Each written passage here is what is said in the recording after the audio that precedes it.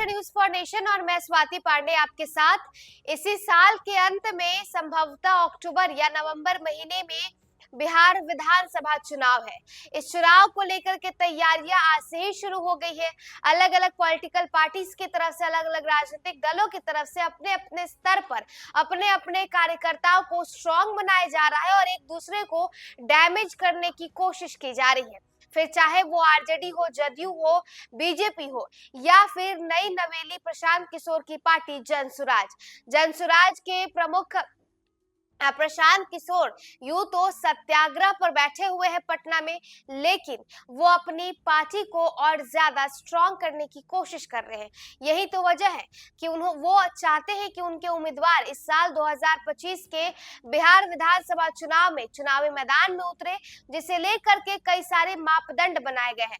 अगर आप भी चुनाव लड़ना चाहते हैं, वो भी जनसुराज से, अगर आप प्रशांत किशोर की पार्टी से उम्मीदवार बनना चाहते हैं और बिहार विधानसभा चुनाव में सीट लेना चाहते हैं, तो आपको कई सारे मापदंडों पर खड़ा उतरना होगा। ये तमाम मापदंड हम आपको पॉइंट वाइज बताएंगे कि प्रशांत किशोर ने 2025 बिहार विधानसभा चुनाव को लेकर के क्या कुछ प्लान बनाया है कि वो लालू प्रसाद यादव, तेजस्वी यादव को डैमेज कर सके।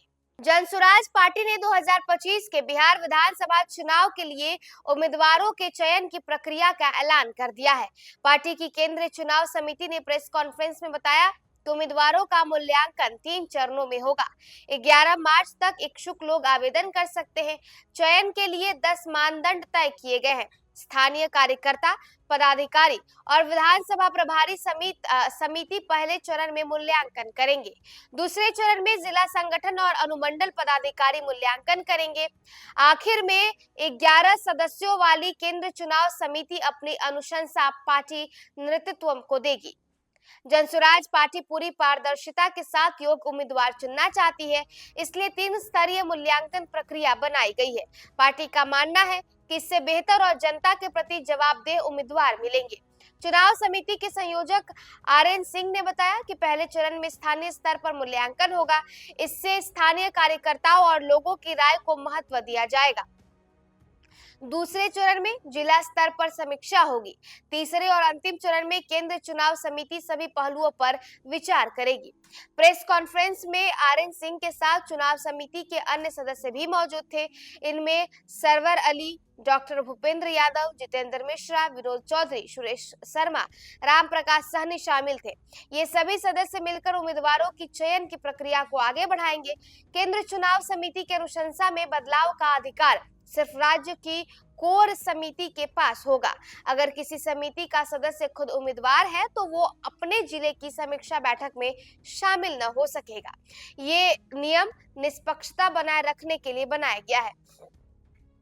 पार्टी के उम्मीदवारों के मूल्यांकन के लिए 10 मानदंड तय किए गए हैं।